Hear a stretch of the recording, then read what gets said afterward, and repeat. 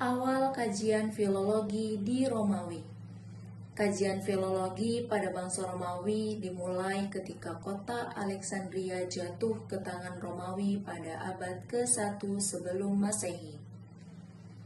Kejatuhan kota ini menjadi titik balik besar dalam dunia ilmu pengetahuan. Sebelumnya, pusat kajian naskah kuno berada di Yunani, dengan bahasa Yunani sebagai bahasa ilmiah utama. Namun, setelah berpindah ke Romawi, bahasa kajian berubah menjadi bahasa Latin. Sastra-sastra Yunani pun mulai ditinggalkan, digantikan oleh karya sastra Romawi. Tokoh besar seperti Cicero dan Varro mulai menjadi pelopor, mewarnai perkembangan ilmu pengetahuan pada masa itu. Seiring berjalannya waktu, Kekaisaran Romawi terpecah menjadi dua, Romawi Barat dan Romawi Timur. Di Romawi Barat, perhatian utama tertuju pada naskah-naskah Latin yang sudah ada sejak abad ke-3 sebelum Masehi. Menariknya, media penulisan pun berubah. Kertas papirus mulai ditinggalkan dan digantikan dengan kodeks, yaitu buku dari kulit binatang seperti kambing. Alasannya sederhana, kulit lebih kuat dan tahan lama. Kodeks juga sudah memiliki halaman, membuat pembaca lebih mudah menelusuri isinya.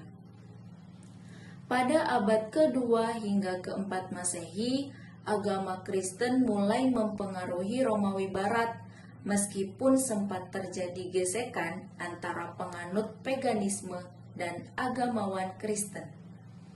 Semangat untuk mengkaji naskah-naskah kuno tidak pernah padam, namun banyak naskah kuno kala itu disebut sebagai naskah jahiliyah karena berisi pengetahuan paganisme, warisan sebelum munculnya Kristen.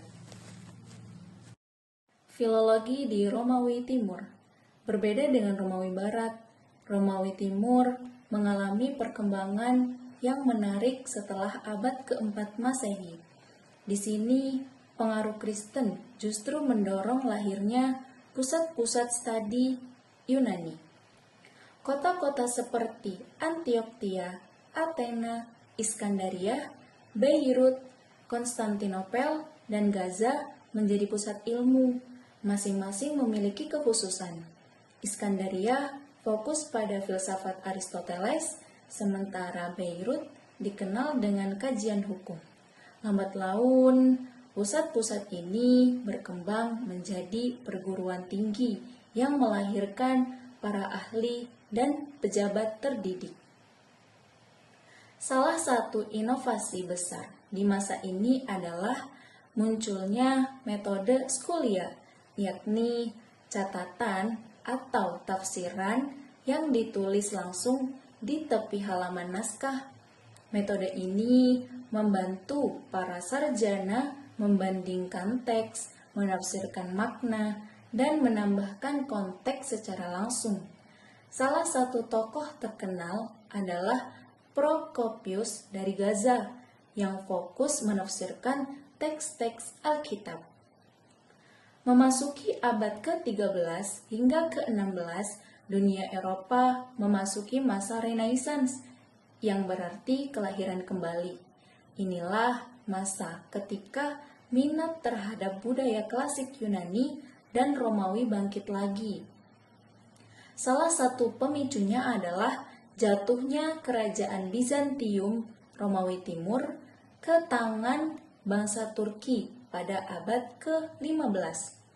Akibatnya, banyak sarjana Bizantium bermigrasi ke Italia, membawa naskah-naskah Yunani dan keahlian filologi mereka.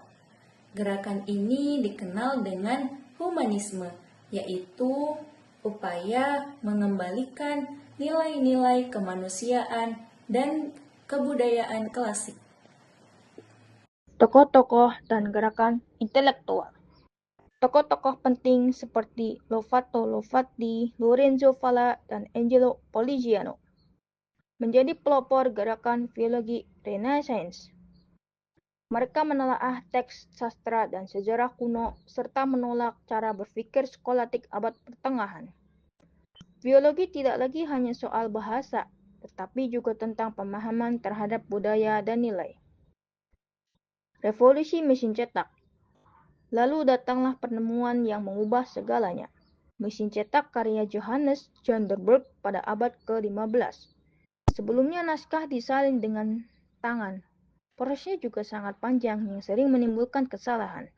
Namun dengan mesin cetak, teks bisa diperbanyak dalam jumlah besar dengan lebih cepat dan akurat. Dari Romawi Timur hingga Renaissance, filologi telah menempuh perjalanan panjang.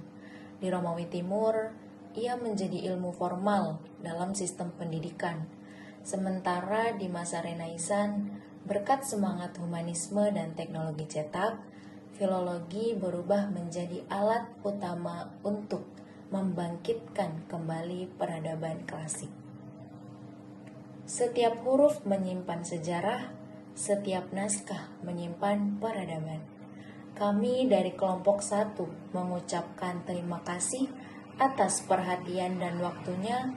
Semoga pembahasan ini dapat menambah wawasan, memperluas cara pandang, dan menumbuhkan rasa cinta terhadap ilmu, budaya, serta sejarah peradaban dunia.